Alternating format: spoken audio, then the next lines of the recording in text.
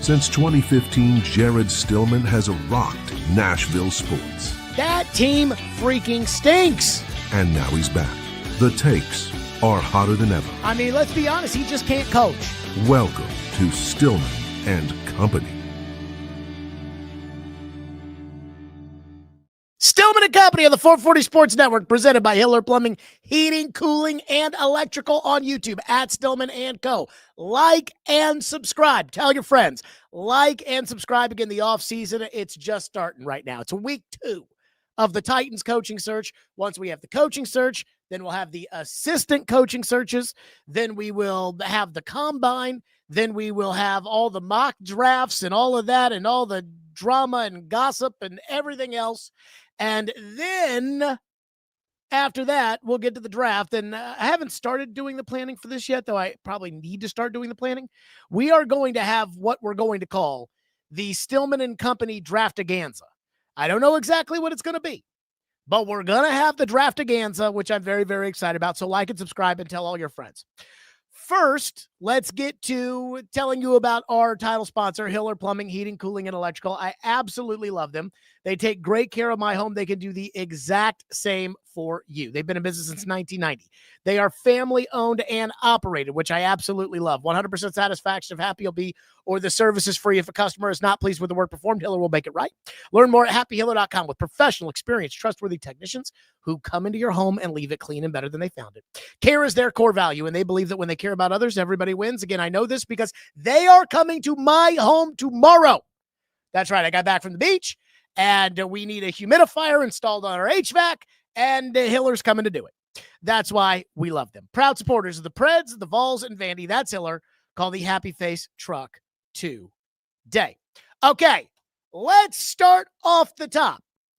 Over the weekend, who saw the developments around the Titans coaching search? I did.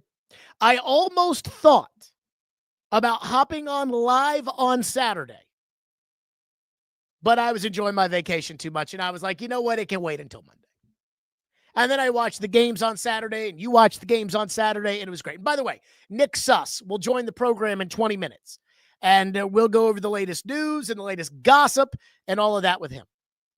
But we need to start on the John Harbaugh front, because over the weekend, it was popping with the idea of the Titans and John Harbaugh. Diana Rossini reported that John Harbaugh was watching Cam Ward and Jackson Dart tape because maybe he's considering the Titans, maybe he's considering the Giants, maybe he doesn't know anything about these quarterbacks, so he's going to watch these guys. Albert Breer listed the Titans as a realistic option for John Harbaugh. And then Tom Pelissero, NFL Network, said not to count the Titans out for Harbaugh. And Twitter was ablaze. I was sitting out on the beach, and I was looking at my phone, and I was looking at everybody just go insane about, can you believe it, Jared? John Harbaugh? Can you? Yeah. And I'm like, can I believe what? What is this I'm supposed to believe? Can I believe that John Harbaugh might actually consider the Titans? Actually? No. Like, I could not believe that. I had a hard time this weekend thinking John Harbaugh was actually considering the Titans, which is crazy. But hey, maybe I'm wrong. Maybe John Harbaugh was sitting in his home office, which I'm sure is very, very plush, was sitting in his home office running back the tape of Cam Ward, watching that game during the year, Cam Ward at Cleveland. What do we think of this? What do we think of that? Maybe he had Todd Monken over to the house and they were watching it. Maybe. I don't know. I think there are two things that we need to discuss here. Number one, the Titans are on a list. They are not the list. Last year when Mike Vrabel was a coaching free agent, we knew New England was the list. The report wasn't John Harbaugh likes Cam Ward. It was John Harbaugh is watching Cam Ward. First of all, we don't even know if that's true, as is the case with a lot of reporting around coach season. You don't know what's true until you find out in the end. But this turned into, I told you Cam Ward was the man, Jared, because John Harbaugh is watching some Cam Ward football tape, according to Diana. What the fuck does Diana know? How many times have we been over it with Diana that, sometimes Diana has some good info, but, sometimes she doesn't. They're not the list for John Harbaugh. And the second thing that I couldn't get over the course of the weekend was the duck theory. Again, if it looks like a duck and it quacks like a duck, chances are it's a duck. I believe that, and I know you believe that. And to me, it looks like Harbaugh is playing chicken with somebody. I don't know if it's the Dolphins. I don't know if it's the Giants. My gut tells me it's the Dolphins. Now, I know they kind of threw a curveball in there with the John Eric Sullivan hiring when they were interviewing some of Harbaugh's former associates. But I look at the Dolphins, and I'm like, this is an organization in which the owner got suspended because he was tampering with Sean Payton. That's why he got suspended. He wanted Sean Payton. And now he's got a shot at somebody who has Sean Payton's resume, because Harbaugh has Sean Payton's resume. They both have a Super Bowl. They both win consistently. They've had competitive teams on a consistent basis at their prior stops. Very similar, Harbaugh and Payton. Sure, they do it differently. Harbaugh is Payton is hands-on with the quarterback, offensive coach, farms out the defensive side of the ball. Harbaugh is more of a head coach, but again, the resumes are somewhat similar. And we know the owner, Stephen Ross of the Dolphins, is a big Harbaugh guy and a big Michigan guy. So it's kind of like when it comes to the Dolphins, they've told us, we want an established coach. We were willing to risk it for Sean Payton.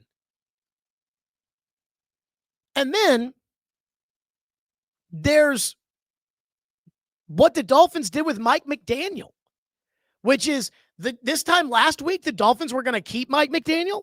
And this time last week, Mike McDaniel was having an end of the season press conference, and it was being reported that Mike McDaniel was going to be involved in the GM search. And then all of a sudden, at the end of last week, they just up and fired Mike McDaniel. What that felt like to me at the time is, well, we weren't going to fire Mike McDaniel, and then John Harbaugh became available. John Harbaugh became available. So I look at this and I'm like, it kind of feels like they're playing chicken here. And then there's Harbaugh. Harbaugh can sit his ass on the couch and make $17 million next year.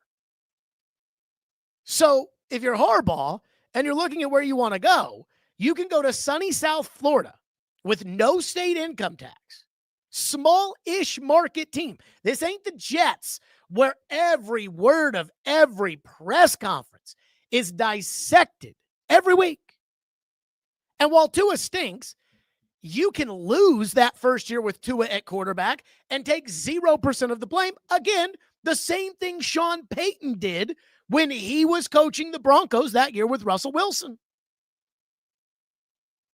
So I look at those two and I'm like, it just makes too much sense. And so this is what you do. The Dolphins want Harbaugh. Harbaugh deep down inside wants the Dolphins. He doesn't want to go to the Giants in New York. He doesn't want to deal with Amy Adams Strunk. He doesn't want to answer to Matt Ryan. So what do you do? And what you do is you basically say, these are my terms. And if not, I have options. And what the Dolphins do is they say, well, we're going to hire this general manager. And if you don't come to us, we have options. Again, the Patriots interviewed Ben Johnson last year. They were never going to hire him. Mike Vrabel interviewed with the Jets. He was never going to go there. But that's what you do. So I have a hard time really believing that John Harbaugh, who, again, can sit his ass on the couch and make $17 million next year, is actually considering the Titans. And that said, I can't get over the fact that there is reported interest. Because the fact that there's reported interest and it's coming from multiple people, not just Diana saying he was going to watch Cam Ward, not just Albert Breer putting him on the list of 4 teams that Harbaugh could go to. I heard that Ian O'Connor, who is close with the Harbaughs, said don't rule out Tennessee. That is not nothing. But I keep saying, if you want John Harbaugh, then you need to go all in to get John Harbaugh. And the reason, again, that you have to go all in to get John Harbaugh, if you really want John Harbaugh, is because John Harbaugh is the one coach in this coaching cycle who truly has options. Now, there may be some guys that have options when all is said and done. Perhaps Chris Shula ends up picking between the Titans and the Browns, and now he's got options because both teams want him. But as of right now, the one coach who really has options is John Harbaugh. So Harbaugh is desperately wanted by the Giants, and I think they'll give him full control. Joe Shane is not going to tell John Harbaugh what to do. He is desperately wanted by the Giants. He is reportedly wanted in Atlanta. I know the fans here desperately want him. But he can also sit down and do nothing and make $17 million. And that's a pretty good option. Because if Harbaugh were to not enter the coaching cycle because he doesn't want to answer to Matt Ryan, because he doesn't want to work for Amy Adams Strunk, because he doesn't want to coach Jackson Dart, because Miami won't give him what he wants and Tua sucks, if he just decides, you know what, I'm sitting out of this coaching cycle. I'm not going to go work for John Spytek and Tom Brady. I'm out. Every single team next year that starts off 2-5 will have every single one of their fans saying, we need John Harbaugh. And while some owners, like Jerry Jones in Dallas, would never hire John Harbaugh and would never pay a coach $20 million, there is going to be an owner out there that would do that. And again, if you want somebody who has options, you have to recruit them. You have to convince them. You don't have to do that when it comes to Arthur Smith. I don't know who else wants to hire Arthur Smith. You don't have to do that when it comes to Matt Nagy, because I don't think anybody else wants to hire Matt Nagy. You don't have to do that when it comes to Robert Saleh. You don't have to do that when it comes to some of these other guys that you may hire. But those guys aren't John Harbaugh. Like, there is a difference between the two. You do know that, right? So I sit here and I look at it and I'm like, the Titans are interviewing everybody under the sun. I don't really make anything of that. But it's not nothing that the insiders are reporting and that the people are saying that it could be realistic that John Harbaugh has interest in the Titans. That's not nothing. I'm not sure I believe it, but that's not nothing. But I continue to say this. When it comes to Harbaugh, and it comes to what it would take to land him, Tony Grossi, who is the authority on the Cleveland Browns, Floyd Reese has told me that. John McClain has told me that. And I think those guys knew in Floyd's case and know in John's case, football. Tony Grossi said a league insider told him $20 million a year for Harbaugh, $10 million for his assistants, and total control, or he gets to pick the GM or something like that. And I said that before that report even came out. That's probably what it's going to take. And everybody, for some reason, in Titanland is like, why would it take that? Well, because John Harbaugh is accomplished. And John Harbaugh has options. This is not Mike McCarthy, who is sitting his fat ass at home without a contract going on the Pat McAfee show. This is a guy who's going to make $17 million for the next 3 years if he doesn't work. So he's not going to take your shit job in which you may have a quarterback, you may not. It's on him to get it figured out. He's not going to do that if you don't make it worth his while. Sean Payton was not wanted by the teams that Sean Payton wanted to go to 3 years ago. He didn't want to go to Denver. But in the end, Denver paid him $18 million a year and gave him total control. And Sean Payton said, fine, I'll do it. And Sean Payton went through a year of Russell Wilson, got rid of Russell Wilson, which I think a lot of people, again, $39 million to Russell to not play for them. And then he drafted Bo Nix, which I think shocked a lot of people too. But this is Sean Payton's show. And Harbaugh is deserving, in my opinion, of the same thing. So, again, I got into it with Easton Freeze yesterday on Twitter about this idea that John Harbaugh, doesn't deserve full control of the team. Of course he does. Mike Borgonzi. So I've decided, instead of telling you that he's won a Super Bowl, he's been to 4 AFC title games, he's done it with 2 different quarterbacks, including Joe Flacco as a Super Bowl MVP and Lamar Jackson as a 2-time MVP. And again, some of you think that a 3-win general manager should have as much juice, if not more, than John Harbaugh. I find it to be so disrespectful. So I've decided we're going to do things the Francis Ford Coppola way around here, and let's see if that convinces you what it'll take to get John Harbaugh. Oh, Don Jared, our football team, it's not very good. But if we can get to John Harbaugh, our fortunes will change. Don Jared, what can we do to get to John Harbaugh? You people, for how many years have you treated your football people with such a disrespect? And now, you wanted John Harbaugh to coach your team. Yes, Don Jared. If you want a John Harbaugh, you must show him the respect that he's earned. That a coach of his caliber, like a fine wine, comes at a certain price.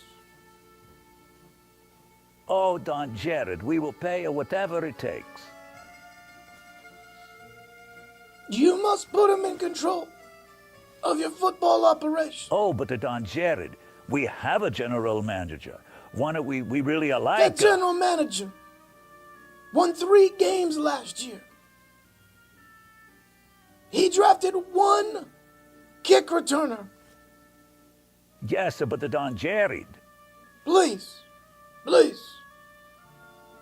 He won 3 games last year. And now you show up to my home and you ask for my counsel and my friendship. If your job was so desirable, you would not be asking how to land such a valuable coach. And what has John Harbaugh done to earn such a disrespect that you would not treat him the same as a Don Andy, Kansas City, or Don Payton, Denver? If you want to hire John Harbaugh, listen to me closely. You will not, under your conditions. That is simply something I cannot do. Don Jared, I'll do anything. Here's what you'll do. I want you to listen. You'll offer John Harbaugh. You'll pay him like a top coach. You'll give him the respect that he deserves. And perhaps you'll make him an offer he can't refuse. And that might be enough. But do not disrespect this Super Bowl winning coach. Capisce? Thank you, Don Jared.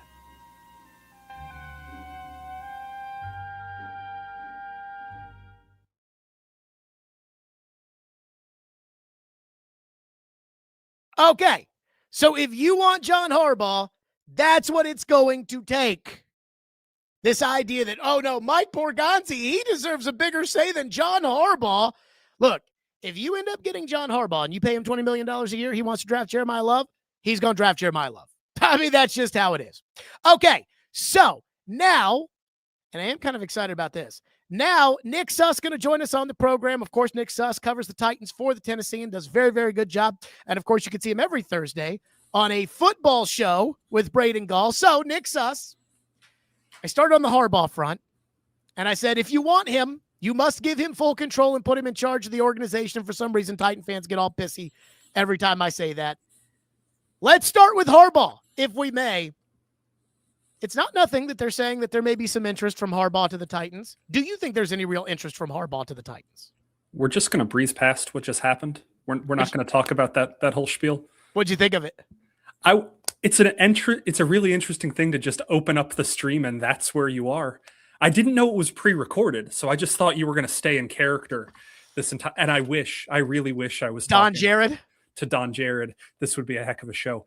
Yeah, I do believe there is mutual interest to some degree. Obviously, it's the same thing as we can talk about every free agent. We can talk about every coach. If you have an agent, they're going to tell you there's mutual interest, and that's going to happen. So yes, I do think that there is at least a sliver of a hope if Titans fans think it's Harbaugh or bust.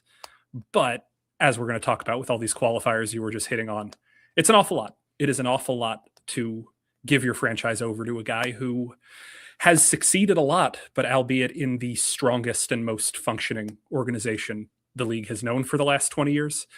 We don't know what he'll look like outside of the confines of that. So what bothers me on the Harbaugh front is, first of all, I don't think Harbaugh's going to have any interest in the Titans. I don't think the Titans are going to have any interest in paying a coach $20 million a year. And I don't think $20 million is insane for Harbaugh. Sean Payton got $18 million a year 3 years ago and had roughly the same resume and probably less options than Harbaugh is going to have in this coaching cycle. So I don't think ultimately Harbaugh is going to want to come to the Titans, and I don't think the Titans are going to want to acquiesce to John Harbaugh. But there is this section of the fan base that when it comes to Harbaugh, and I say, hey, you're going to have to give him full control. Hey, you're going to have to do things the John Harbaugh way. They get their panties in a freaking wad like, why? Why would we have to do that? And I'm like, because you're the fucking Titans. That's why. Because you got a crazy ass owner who fires everybody every 5 minutes. Because your team sucks. Like, I don't get it. And then the fans are like, but Borgonzi's doing a good job. Paul wrote a story today in which he's like, Borgonzi's done a good job so far. And I'm not saying Borgonzi sucks. I'm not saying that. But they won 3 games, Nick. They won 3 games with moron Rand Carthon the year before. You think John Harbaugh is going to come and work for a 3-win general manager and say, yes, sir? He's going to make $20 million. Borgonzi's probably making $3 or $4 million a year. Do you think Harbaugh is going to answer to that? And I don't understand why I'm the only person apparently in the country who thinks, yeah, it'd be ridiculous to ask John Harbaugh to answer to Mike Borgonzi. Your thoughts? So before I get into this, I do want to say, not in a way that's defending or denying anything you've said, I don't think this team was trying to win more than 3 or 4 games this year. They were not built to win 3 or 4 more games. So to lump that on the first-year front office that very clearly made it from the jump, they made it clear they don't think this is a team that was going to compete. So to hold that against them when compete and not winning a single game more are 2 totally different things. I give you that. But when I talked to people before the season, the entire goal was be a pain in the ass. And they were not a pain in the ass for the first 8-9 games of the year, and they failed on that front. By the end of the year, you can argue pain in the ass. You can also argue by the end of the year they were just playing worse teams. But we don't need to re-legislate all that. When we're talking about Harbaugh, when we're talking about would it be crazy to give the control over to him? Of course not. He is really successful and has won a lot of football games and has coached a lot of good football games and knows what he's doing.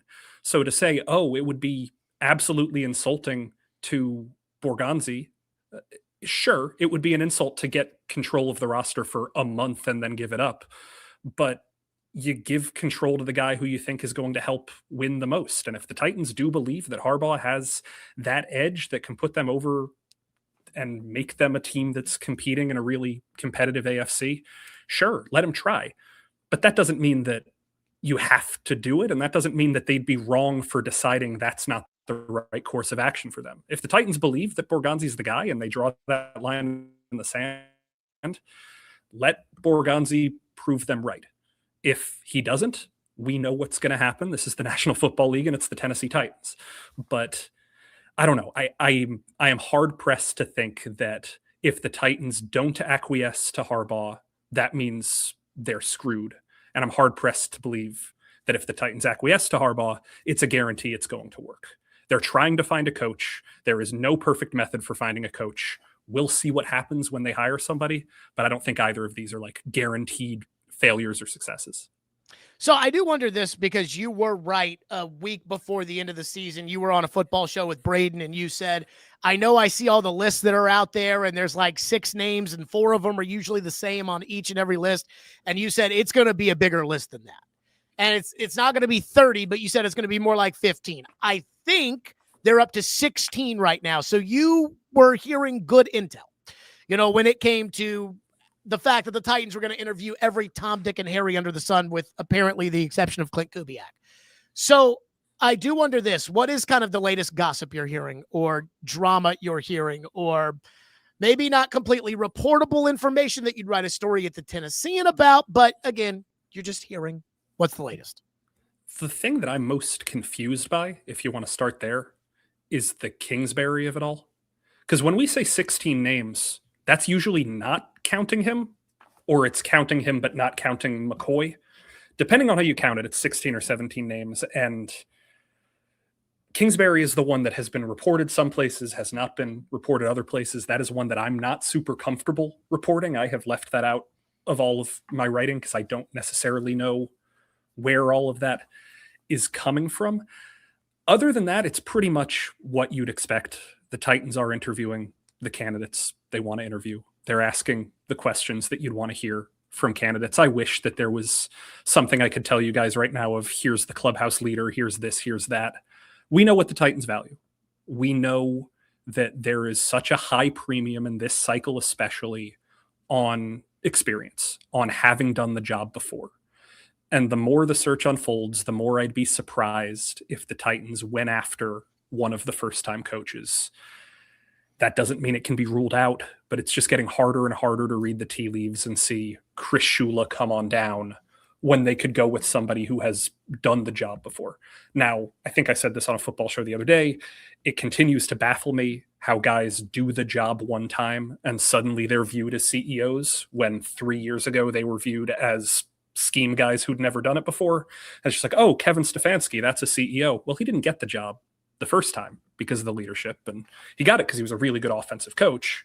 He's still a really good offensive coach, but now the thing you value the most is the fact that he's done the job before. That feels a little bit narrow-sighted, but the more you look into it, the more you read and talk and hear, it's becoming harder to see a world where it's not one of these former coaches.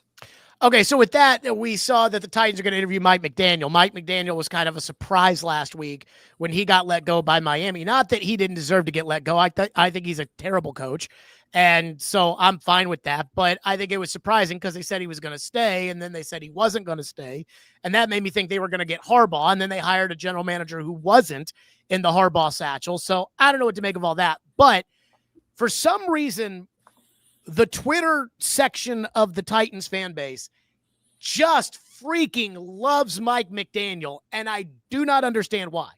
So I have a theory. These Twitter people love young offensive coaches who are neither fat nor bald. They like Kevin Stefanski. They like Cliff Kingsbury. They like Mike McDaniel. They hate Matt Nagy. They hate Arthur Smith. They hate Mike McCarthy. They hate the fat coaches and the bald coaches. They love the skinny coaches. Why? I mean, what's the difference in terms of resume between Matt Nagy and Mike McDaniel? You help me out here. A, what do you make of people that want McDaniel? And B, are the Titans actually interested in McDaniel, who I watched on Hard Knocks, and I was like, no, thank you. Your thoughts? From a football perspective, I really like the way McDaniel designs run game. Like, he's a really good run game coordinator, run game specialist. If you watch those Miami teams and if you watch the San Francisco teams he coached before then, he knows how to get running backs in space, and he knows the way to use 3 or 4 of them at once and kind of rotate without having a feature back. And I like that aspect of him. I like the motions that he innovated. I think he's a really good offensive mind. I don't take anything away from that. The Dolphins were exactly as good with him in charge and all of these genius offensive schemes as they were with Brian Flores and none of it. So I'm not going to sit here and say, oh, he's got that brilliant CEO quality that puts him ahead, like I'm talking about with the Stefanskis and Arthur Smiths and all of that. He's still just an offensive schemer who now has the experience of having been fired as a head coach. What do I make of his chances with the Titans? I think the dude has 9 interviews set up this week. He's going to be a hot commodity regardless of if he is the Titans' number 1 choice or not. He is going to get to pick where he wants to go. And if it's as an offensive coordinator, he'll get to pick between Detroit and Washington and all of these pretty interesting jobs with talent. And if it's as a head coach, he has connections to Atlanta. He has connections to Cleveland. He's been these places before, versus the Titans, where him and Reggie McKenzie have a relationship that dates back to Miami. But other than that, not a huge jumping off point that would make me think, yeah, he'll pick the Titans unless he really, really loves Cam Ward. All of this is to say, if Mike McDaniel is the pick, it's going to have to be because he is the Titans' first choice and because the Titans are his first choice. And I just don't necessarily believe that will end up being the case. If I came to you and I said, Sus, I've got $100,000 and I'm going to put it on one candidate, would I be nuts not to put it on Matt Nagy? I would say he's the clubhouse favorite. Yeah, I just, Tennessean.com tomorrow, I just wrote a big long thing about Nagy. Y'all will get to read tomorrow. The more I look into it, the more I research it, the more I think about it. If he's your floor candidate, not an abject failure. He has done a pretty solid job where he's been before. I looked this up today. His Mitchell Trubisky's winning percentage in Chicago with Nagy as his coach was 66%.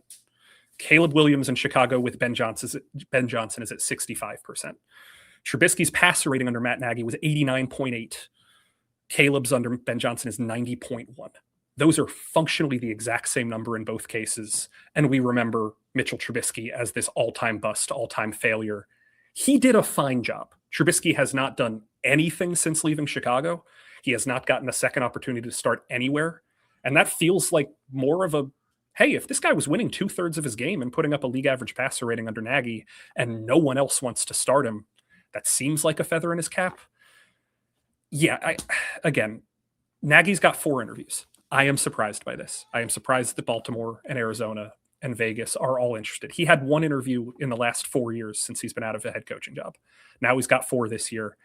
I struggle to understand why he is such a hot commodity this year, other than the fact that the last 3 years he's been coaching all the way to the Super Bowl and he hasn't been available for interviews like he is this year. But like I just said at the top, if he's the floor here, you're not getting a bad coach. You might not be getting a coach you're super excited about, but I don't think you're getting a bad coach. That being said, and I know this ownership listens to the fans, and sometimes I think that's to a serious detriment, and they lose sight of reality and everything else. What's the point of interviewing every freaking Tom, Dick, and Harry if you're just going to hire Matt Nagy, who we all thought you were going to hire at the beginning of this process? Oh, I don't know. I can't speak to that. You're right. If it's the guy you thought was the favorite, maybe you set up 15 interviews to talk yourself out of a gut instinct. I really don't know the answer. But yeah, like I said last week, I was expecting 12 to 15 candidates. They're sitting a little bit north of that with some guys who got surprisingly fired. They wanted to do this in the most thorough way possible. Last year, the Bears interviewed 20 guys and they hired Ben Johnson, who everybody thought was the best candidate available. Last year, the Jets interviewed 17 guys and they hired Aaron Glenn, who everybody thought was the number 2 candidate available, maybe number 3 with Vrabel. Teams interview a lot of people. If you can get the top candidate, you get the top candidate, regardless of how many interviews you do. Sus, where are you on Arthur Smith? Because I just, like, if I owned the team, I would probably be looking very strongly at Arthur. I think one thing that is incredibly underrated is the fact that Arthur knows Amy. And not Amy knows Arthur, which I'm sure is important, but Arthur knows Amy. These coaches, they all think they can coach every job. They all think they can, I can do it. I can coach Cam Ward. I can coach Caleb Williams. I can coach in New York. I can do all these things. And like, dude, it's different. Like Nick Sirianni's probably on the hot seat right now in Philadelphia. And I can promise you, if he'd won a championship last year in Arizona, nobody'd even say a peep about him. It's different. Yeah. With Arthur, he knows Amy. He knows the situation he'd be walking into. I don't think Arthur's that bad of a coach. I mean, with our own eyes, we saw him turn Ryan Tannehill into the greatest show on turf, Kurt Warner. So I'm trying to figure out. I saw Paul's story last week in which Mike Munchak would come back to the Titans to be the O-line coach under the right situation. He hired Arthur to the Titans when he was the head coach. We know that he's got connections with Jim Schwartz. We know he's got connections with Jonathan Gannon, whom he shared an office with as a quality control coach with the Titans under Munchak. Why is Arthur not more of the conversation? And are you hearing anything, in the circles at all about Arthur? I mean, why is he not more in the conversation? Is anybody else interviewing him? Like, I think the Titans are the only interview set up for him. Is that right? I don't know if that's true or not. Do you know why Arthur's not getting any other looks? Is this a rhetorical question? Or because he's fat. Because for some reason, if you're fat, they don't like you. They don't like Mike McCarthy. Mike McCarthy did a damn good job with the Green Bay Packers and a damn good job with the Dallas Cowboys. He didn't do a great job. He wasn't Tom Landry, but he did a good job. And yet nobody wants to hire Mike McCarthy because they think he's some old fat oaf. And for some reason, people want to hire Cliff Kingsbury, who hadn't won shit. Didn't win it at Texas Tech. Didn't win it at Arizona. Didn't win it with Patrick Mahomes. Just got fired in Washington. But let's bring in Cliff. It's because they're fat. That's why. People won't admit it, but these owners, they see a fit coach with a defined jawline, and they're like, that guy, he's smart. And they look at Arthur, and they're like, that guy, if his dad didn't own FedEx, would be selling refrigerators for Maytag. And instead, I'm like, this guy was lighting up with Ryan Tannehill at quarterback. That's my theory. I don't necessarily think of Arthur as that overweight. I get your point. Nobody seems to be super duper interested this cycle, and maybe it's a cycle early. Maybe the stink of Atlanta hasn't worn off. Maybe people see his inability to develop a quarterback there. I don't think anybody should have thought Desmond Ridder was going to develop into a superstar quarterback, but I think he went 7-10 all 3 years he was in Atlanta. He never really recaptured the offensive magic he had in Nashville. I think he deserves a second chance at some point. Is it this year? I don't know. The difference between him and so many of these other offensive-minded, mastermind former head coaches type guys, Cliff Kingsbury had a really good offense last year when Jaden Daniels was healthy. These other candidates are putting together really good offenses year after year. Pittsburgh's offense is really not fun to watch. It's super boring. It's run by a quarterback who can't move anymore. They don't have all that many weapons at running back. They don't have all that much on the perimeter. It's not fun to watch his teams play. So I don't think he's front of mind of, oh, I want this offense, compared to Kubiak, who might not be a better coach than him, might be a better coach than him. You never know. But his offense is really fun to watch because it's a lot of vertical passing game and it's a lot of talented young athletes on the perimeter. I don't know. I think that the main reason Arthur isn't getting traction is because it's a numbers game. It's a results game. And Pittsburgh's winning games, but nobody's saying, oh, Pittsburgh's winning games because of Arthur Smith's offense in the way we were saying about that in the Titans in 2019 and 2020. That is so stupid. Like, I mean, I get it. I understand. I just think it's so stupid to sit there and be like, well, he didn't win games in Atlanta. Yeah, and how did the guy who followed him do? Oh, yeah, he sucked too. And he sucked with a $100 million quarterback and the 8th pick at quarterback and not Desmond Ridder. I get all worked up about this because I just don't think that these teams know what the fuck they're doing. And I think the Titans are very much a part of this as far as not knowing what they're doing one way or the other. Sus, is there any candidate who you feel like, as far as the discussion is concerned, is not getting enough talk when perhaps the support behind the scenes could be a lot stronger? I would look at Vance Joseph just based off of league trends. I think this dude leads the league in requests. I think he's been requested by 6 of the 8 teams with vacancies. He has connections in Arizona that might be considered the front runner for him. The Broncos defense has been one of the stories of the NFL this year. Vance Joseph's Denver teams, when he was the head coach, were a classic setup to fail situation after drafting Paxton Lynch and having that vacuum at quarterback. I don't know. I obviously, if he needs to hire assistant coaches, we have no idea what his offense would look like. He's a defensive guy and everybody cares about offense. But I think he's probably the most under-discussed hiding in plain sight candidate because he checks every box of what the Titans have talked about they want. And he is the most likely to like treat it like it's 2008 again.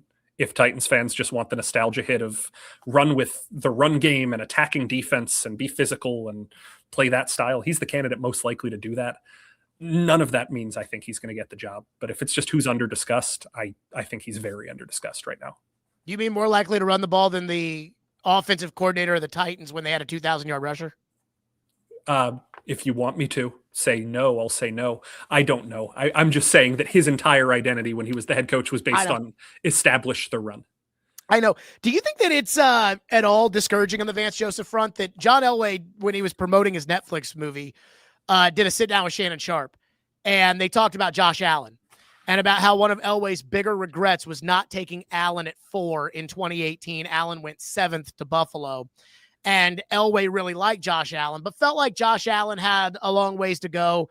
Said the coaching staff just loved Bradley Chubb, and he figured if I draft Josh Allen at 4, knowing all the work he's got to do to develop, and the coaching staff doesn't want him, it's going to be tough to sell that to the coaching staff and get it to work. Do you at all think about that and say, you know, if that's what cost the Broncos and John Elway Josh Allen, shouldn't that be something that fan bases and teams should be worried about when it comes to Vance Joseph? Sure. I had not seen that story. That's an interesting note. Sure. I also think that Bradley Chubb turned out to be a really good player. So it's not as if they evaluated wrong. And who knows Josh Allen's trajectory if he was not put in a place like Buffalo that allowed him for 3 years to kind of struggle on the fly. Those Broncos teams were not as set up to insulate him as the Bills teams ended up being when he got there.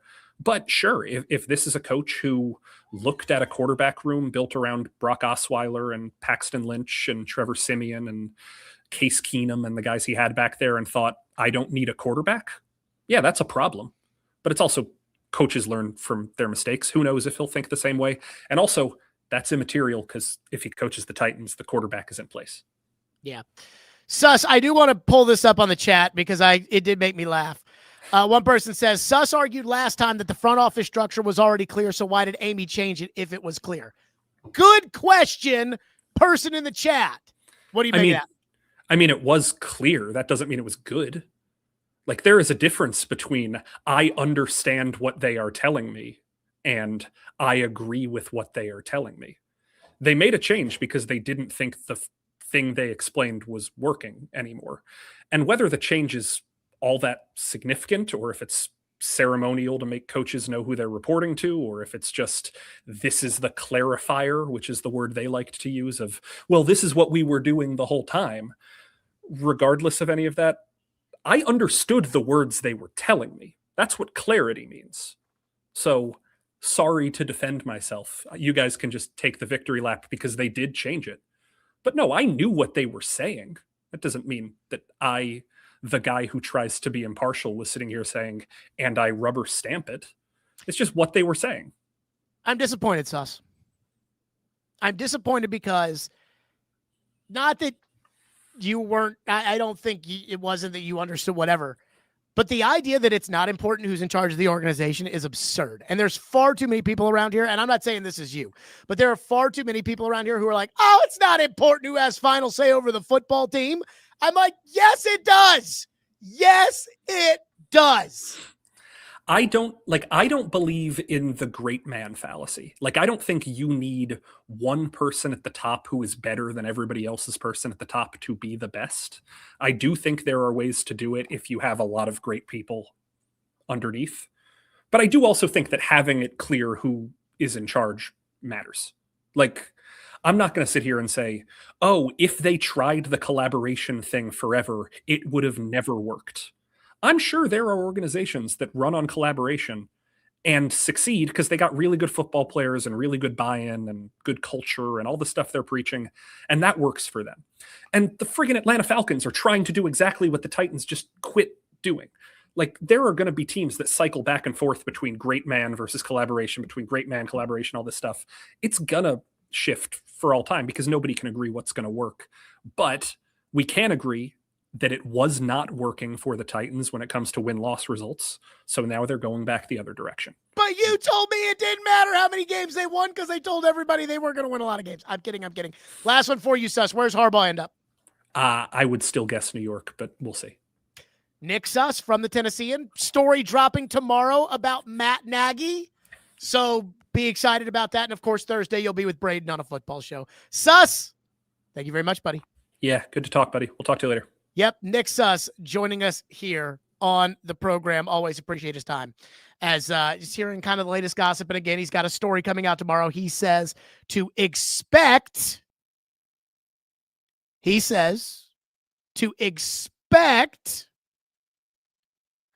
a story on Matt Nagy tomorrow, and that he thinks it's going to be Matt Nagy. Okay, so we do have a little Harbaugh news that just came down the pipe. This is from Mike Garafolo.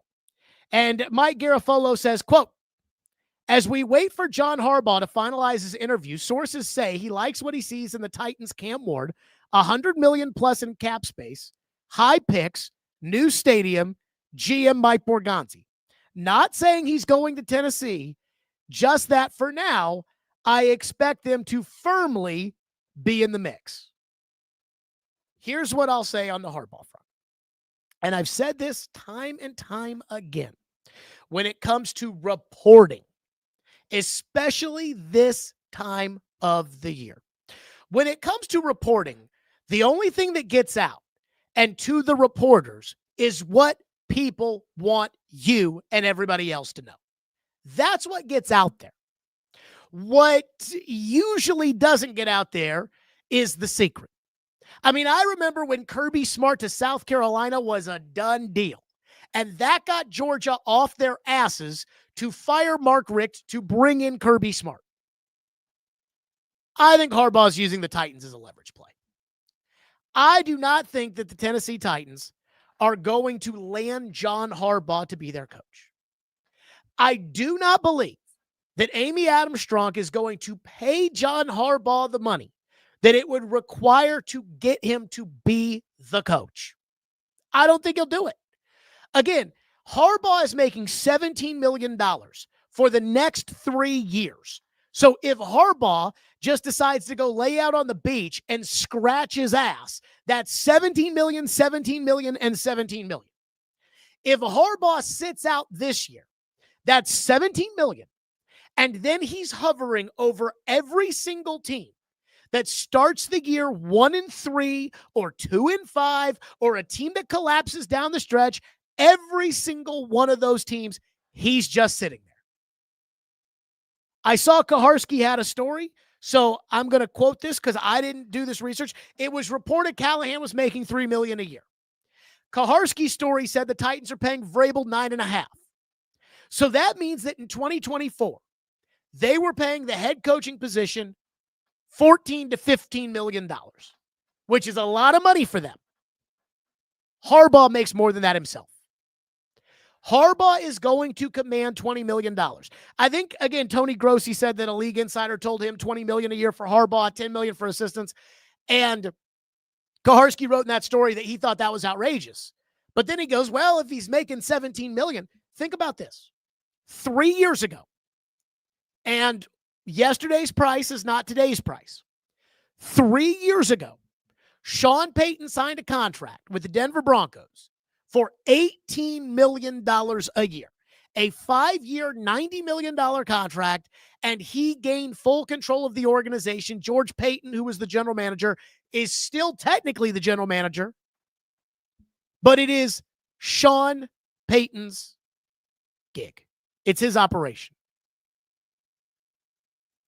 When it comes to Harbaugh, I think it's the Dolphins, and I think it's New York. And maybe Atlanta if Matt Ryan essentially stays out of his way. You see, the thing about general managers in the NFL is I believe that some of those guys, when it comes to GMs, it's like, do you want to stay GM? You're not going to have any power, but do you want to stay GM and keep the salary that a GM makes? And when you go out, people are like, hey, it's the GM. Or do you want to be on your living room couch? Or do you want to go somewhere else and be a director of pro personnel? And those guys don't want to do that. They'll stay GM. Joe Schoen is on thin ice in New York. So if Joe Schoen lands John Harbaugh and they pay John Harbaugh $20 million a year, Joe Schoen is not giving orders to John Harbaugh. He's not. And this is why I think somebody has to have control. Because at the end of the day, the Titans have the 4th pick in the draft. And I see you people in the YouTube chat all the time. And you guys are constantly talking about who should we draft? And some of you guys say, we got to draft Jeremiah Love. We got to run the ball. Some of you guys say, we got to draft Reuben Bain. He's a bad boy. Some of you guys say, we got to draft the receiver. Give me Carnell Tate. Give me Jordan Tyson. We got it. Well, the truth is, everybody has an opinion. Just like you have an opinion, I have an opinion. Everybody's got an opinion. The opinion that matters the most is the owner's opinion. But a lot of times the owner says, well, my opinion is not as educated as the guys I'm paying millions of dollars to. So I'm going to pick one of the guys I'm paying millions of dollars to, and their opinion is the most important. Again, we'll use Denver as an example. The Walmart family, the Waltons, they pay Sean Payton millions of dollars to run that operation. Sean Payton's opinion was Bo Nix. That wasn't a lot of people's number one choice, but it was his, and he calls the shots.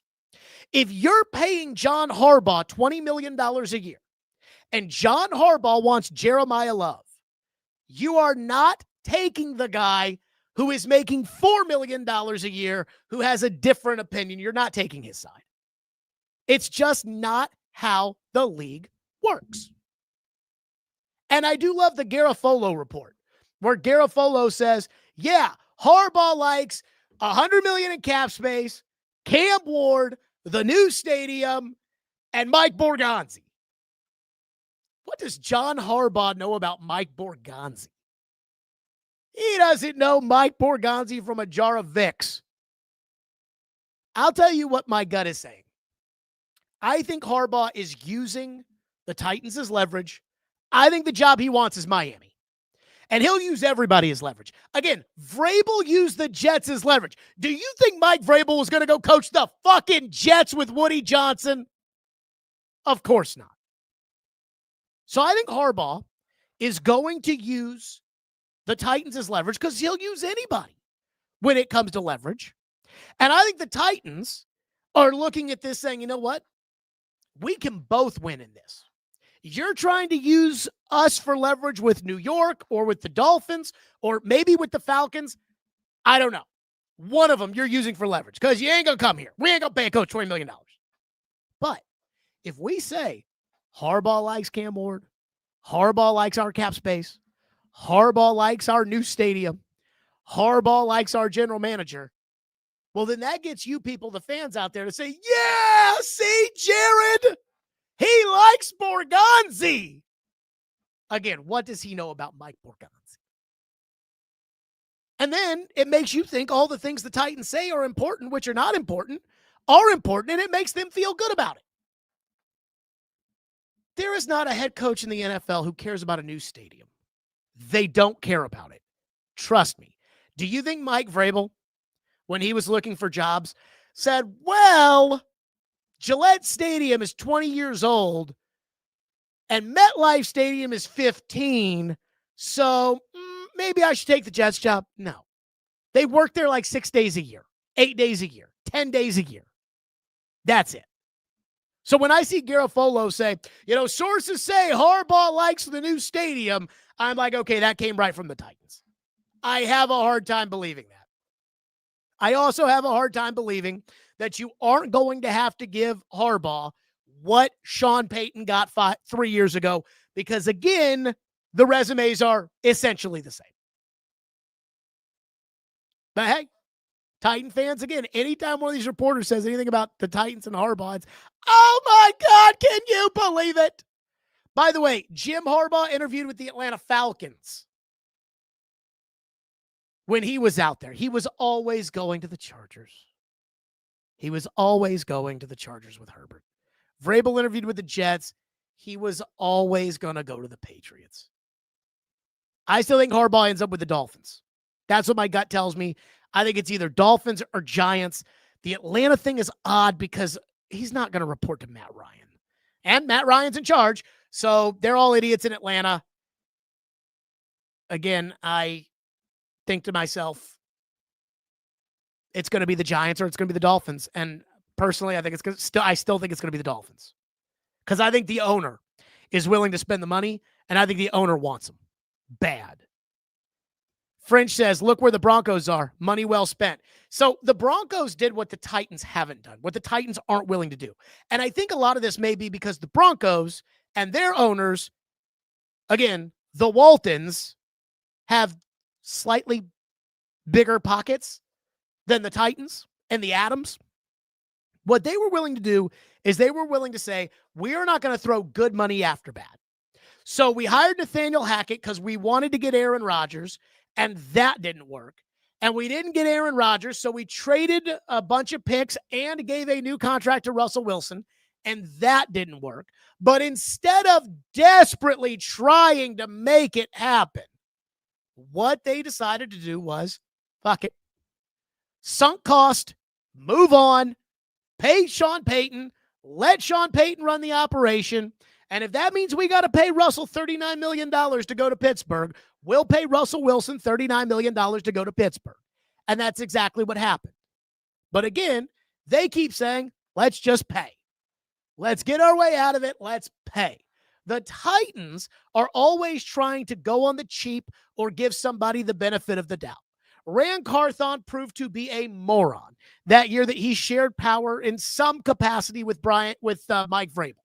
But instead, they wanted to make it work, so they gave him a promotion. They gave him a new contract. They let him hire a coach, and that blew up in their face after they spent $150 million out in free agency, ending up with Lloyd Cushenberry and L'Jarius Sneed. So now you just chasing bad money with Ran Carthon. You spent all the money in free agency. You spent all the money on a new coach. You got rid of Mike Vrabel. And a year later, you're sitting there with Brian Callahan, who, again, didn't really do anything in his first year. Certainly didn't do anything that made anybody think that this guy could actually coach. And so he is going to sit back and he's going to say, okay, well, you know what? We need to give him a second chance. We don't want to fire him. You know, we don't want to have to pay out that money. Let's try. So now you just drafted a quarterback. So you just spent $40 million on a new quarterback. And now Callahan's out. So now you got to hire a new coach.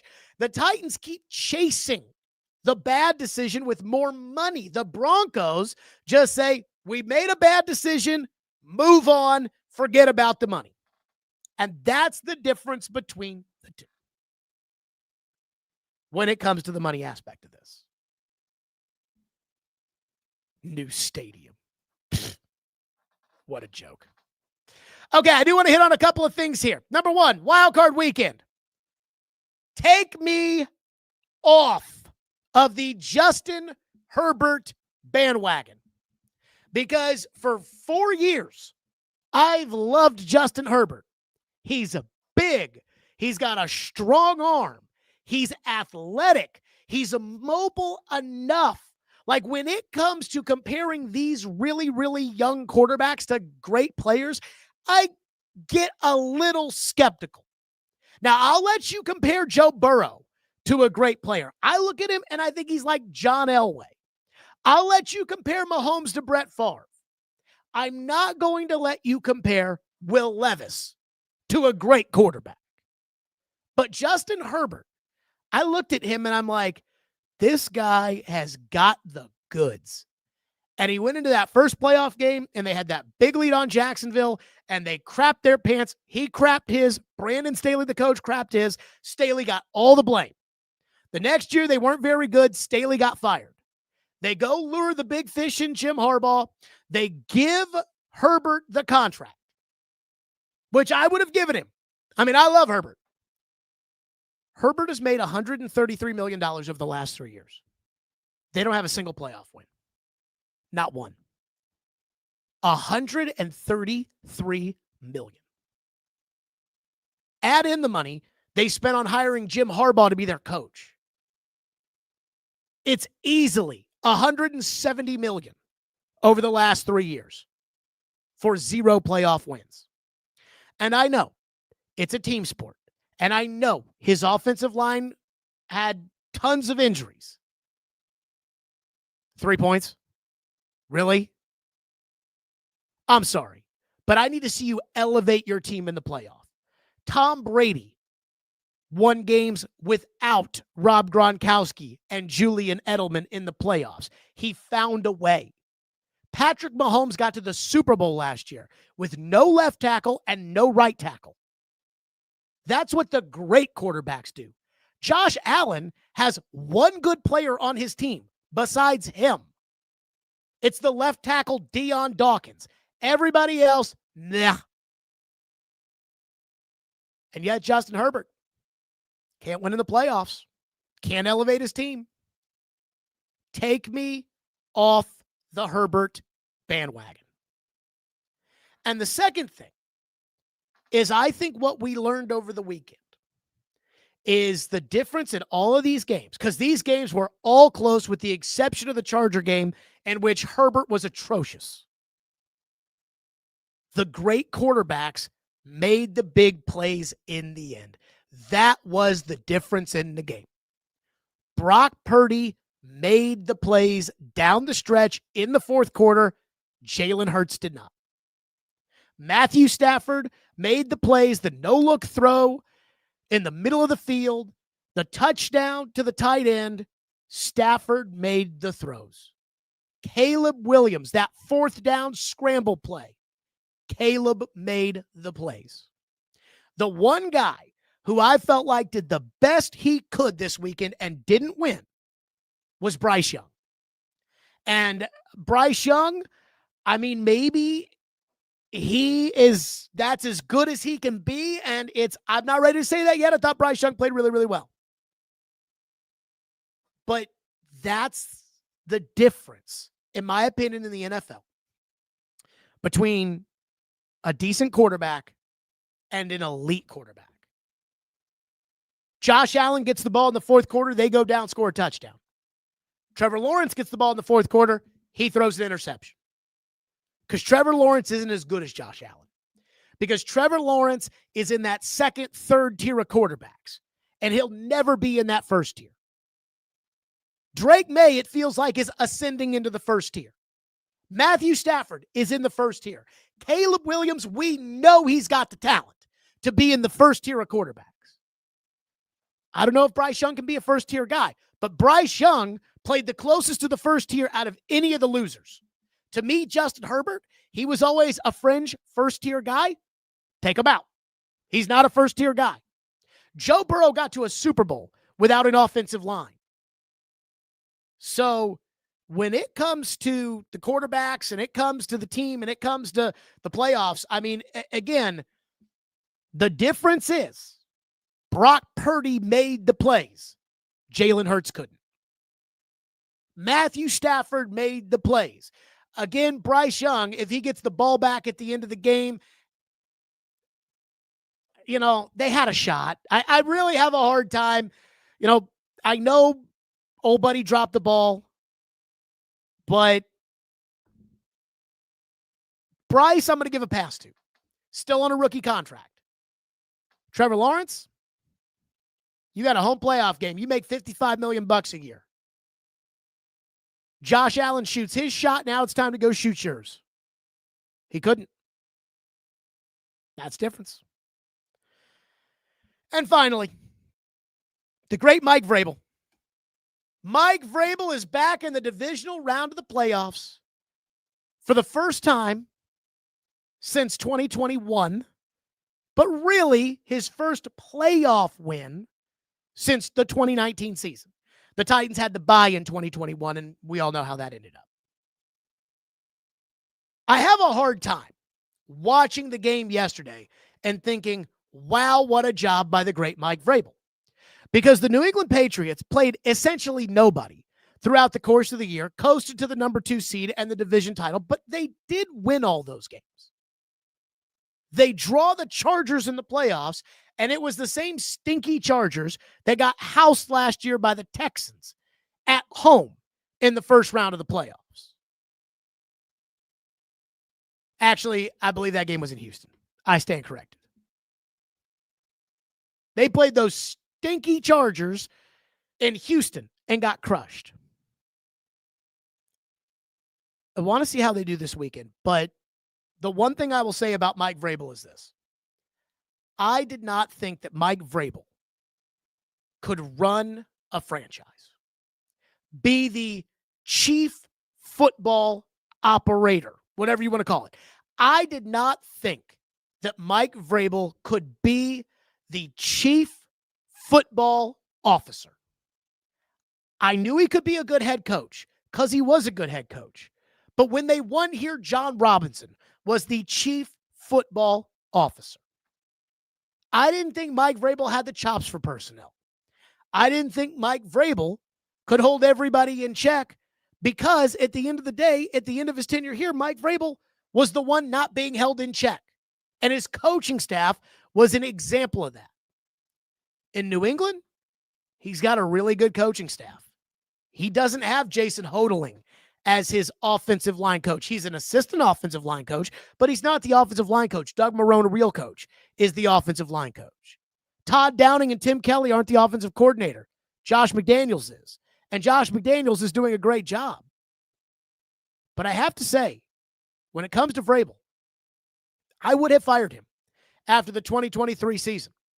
I would have fired him, and I would have fired Rand Carthon, and I would have started over. And I still feel okay about that because at that point, it felt like the toothpaste was out of the tube between Vrabel and the power he was demanding and the way he was treating the owner and the way the fan base was reacting to Vrabel. It was time. But I can't say I don't feel stupid, given the fact that every single person said, you don't fire a coach like Mike Vrabel, only to see the Titans win 6 games over 2 years and to see Mike Vrabel dominating on Wild Card Weekend. Maybe I was wrong on Vrabel. Maybe Vrabel is a great football mind and not just a hardworking coach who gets the most out of his players in terms of their effort. But maybe Vrabel actually can put together a coaching staff. Maybe Vrabel actually can pick the players as a personnel guy. Maybe Vrabel, Stretch, and Cowden and all the guys he had here, maybe they do know what they're doing. And Rand Carthon and Chad Brinker and Amy Adams Strunk just got in the way. Or maybe there will be a moment with Mike Vrabel and the great Mike Vrabel where I can say, oh, yep, nope, that's the same great Mike Vrabel we know. But right now, got to call a spade a spade. And the spade that I see when it comes to the Patriots and it comes to Vrabel is that everything everybody told us was going to happen when the Titans fired Mike Vrabel, you don't fire Mike Vrabel, you're going to lose every game, that's happened. He's going to get a job right away. It took a year, but that did happen. He's going to win, and he's going to make you regret it. It's happened. And as somebody who at the end was ready to move on from Vrabel and ran, I may say, hey, maybe I was wrong on Vrabel. Maybe when they fired John Robinson, they should have put Vrabel in charge and said, all right, Mike, you're a coach of the year, strong personality. You won Super Bowls as a player. Go ahead, rebuild the roster. Ryan Tannehill's getting old. Derrick Henry's got 1 year left on his deal. We've already traded A.J. Brown. We got no left tackle, no right tackle. It's all yours, babe. Instead, they wanted to collaborate. They drafted a guard. Ownership wanted Will Levis. They drafted him. Maybe I was wrong on Vrabel. So, when it comes to the Vrabel front, I can't just sit here and tell you, oh, yeah, no, that was the right call when he keeps winning. even though I still think that was the right decision at that time. Now, what they did was the wrong decision because they promoted Rand. Rand Carthon's incompetent. But that's a different discussion for a different day. All right, that's it for us. Enjoy the Monday Night Football game tonight. I'm taking the Texans. I believe the Texans are headed to the Super Bowl. And I know I didn't do this we didn't have a show Friday, and I didn't do a six-pack pay. I think the Super Bowl is going to be Seattle and Houston. That's what I think. Could be wrong. Houston could lose tonight. Who knows? That's it for us. We're out of here. Stillman & Company. We'll see everybody live at 2 or when the news breaks. Stillman & Company. Like and subscribe. Thanks to Hiller Plumbing, Heating, Cooling, and Electrical. Again, we will see everybody live tomorrow at 2.